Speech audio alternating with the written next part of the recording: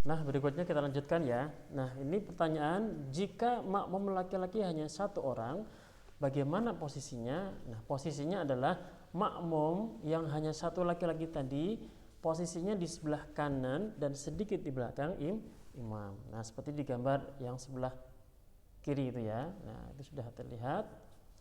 Dan jika orang atau lebih, bagaimanakah posisinya? Maka posisi makmum berdiri sejajar di belakang imam. Jika makmum hanya satu orang perempuan, posisi makmum di belakang imam. Jadi eh, posisi apa namanya makmum sejajar di belakang imam seperti pada gambar ya. Ada riwayat lain mengatakan posisi makmum jika lebih dari satu orang laki-laki, maka satu laki-laki persis di belakang imam, satu laki-laki di sisi kanan. Mengapa di belakang imam harus ada satu laki-laki yang lurus barisan dengan imam? Itu tujuannya jika nanti imam batal, maka makmum yang di belakangnya tadi, yang lurus di belakangnya tadi, nanti bisa menggantikan posisinya imam. Nah, itu akan dijelaskan di kesempatan yang lain ya. Nah, untuk saat ini kurang lebihnya seperti itu. Jadi berikutnya, jika makmum hanya satu orang perempuan saja, maka posisi makmum di belakang imam. Nah, jika imam, kita lanjutkan di berikutnya ya. Ini ada akan sedikit fotonya. Jika imam salah satu lupa dalam bacaan Al-Quran, maka makmum harus membetulkan dengan cara makmum langsung membaca ayat. Kemudian bagaimana jika imam lupa gerakan? Nah, maka makmum mengingatkannya ada caranya sendiri ya.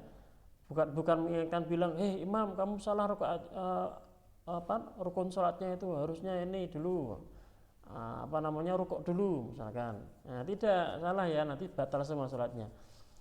Cara mengingatkan imam jika imam lupa rakaat misalkan atau lupa rukun sholat, makmum cukup mengucapkan kata tasbih subhanallah. Contohnya apa? Contohnya eh,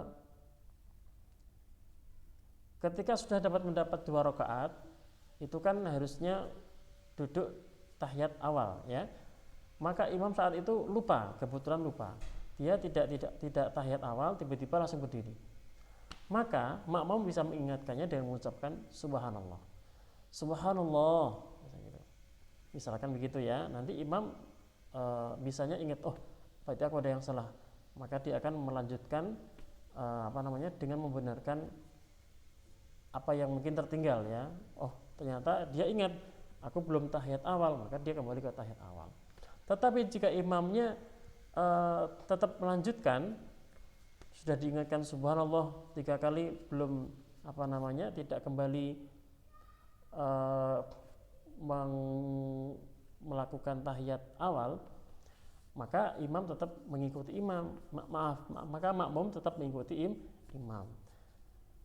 Dan imam jika lupa melaksanakan salah satu rukun sholat, maka di akhir sholatnya imam membaca atau melakukan sujud sahwi. Bagaimanakah sujud sahwi? Itu akan dijelaskan pada kesempatan berikutnya nanti ya, di event bab berikutnya. Nah, kita lanjutkan berikutnya. Sekarang kita masuk kepada materi hikmah sholat berjamaah. Ini ada penjelasan sedikit ya. Jika imam salah atau lupa dalam gerakan sholat, maka makmum harus mengingatkannya dengan cara sebagai berikut. Nah, ini bagi makmum laki-laki membaca tasbih subhanallah. Bagi makmum menggong tangan ke telapak tangan kiri. Nah, ini tangan pada yang kanan ya. Ini punggungnya ditepukkan ke telapak tangan yang kiri seperti ini. Jadi, nah 2 kali aja seperti itu ya. Tapi nggak usah dilihat ke atas, pas di atas di depan perutnya gitu aja.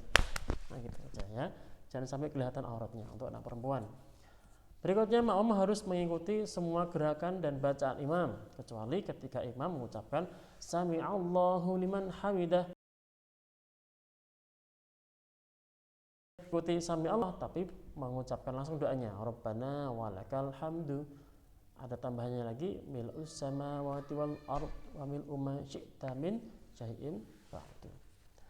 Nah, berikutnya nih, hikmah sholat berjamaah. Apakah sholat hikmah itu punya hikmah?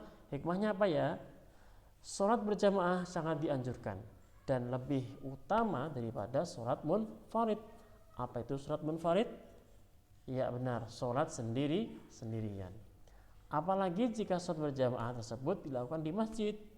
Rasulullah pernah bersabda, sholatul jama'ati tafdulu sholatul fadli bisab'in wa ishrina darajah. Jadi sholat berjamaah itu lebih baik daripada sholat sendirian sebesar 27 derajat. Hadis riwayat Bukhari. Jadi pahalanya kalau sholat berjamaah itu pahalanya 27 derajat dibanding sholat sendiri pahalanya hanya 1 derajat.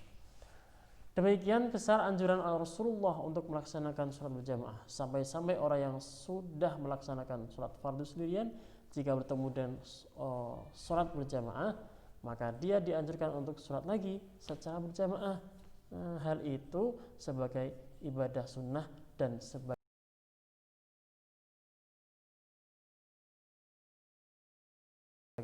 yang sudah melaksanakan sholat fardu sendirian. Misalkan ada azan nih ya, kamu tiba-tiba di rumah langsung sholat maghrib misalnya ya. Kemudian jika bertemu dengan sholat berjamaah, kamu habis sholat maghrib sendirian keluar rumah, kemudian sampai di masjid ketemu ada orang yang lagi jamaah di masjid, tiba-tiba itu kan masih sholat maghrib ya, sholat jamaah maghrib masih terlaksana, masih belum selesai, maka dia dianjurkan untuk sholat lagi secara berjamaah, sholat maghrib lagi. Nah, hal ini sebagai ibadah sunnah ya, sebagai tambahan pahala baginya. Jadi sangat dianjurkan untuk sholat berjamaah. Ini ada kata-kata penting yang perlu diingat. Munfarid artinya sendirian, shaf artinya barisan, masbuk artinya tertinggal, jahar artinya lantang ya atau nyaring, sir artinya lilih, takbir intiqal maksudnya takbir ketika pindah dari satu gerakan ke gerakan yang lain. Nah,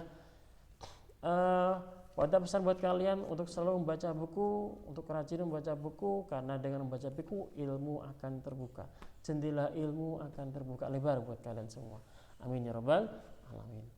Kita kira demikian untuk penjelasan pada kesempatan kali ini tentang materi sholat berjamaah. Semoga bermanfaat. Apabila ada yang masih kurang paham atau yang mau ditanyakan, silakan bisa langsung mengirimkan pertanyaan di GC ya, Google Classroom kelas masing-masing, atau memberikan jawaban semaksimal mungkin. Dari Pak Ustaz kurangnya demikian. Tugas berikutnya adalah mengerjakan tamrin ya untuk latihan, untuk mengetahui seberapa besar kamu memahami bab 3 ini tentang sholat berjamaah. Silakan dikerjakan ya di buku paket kalian.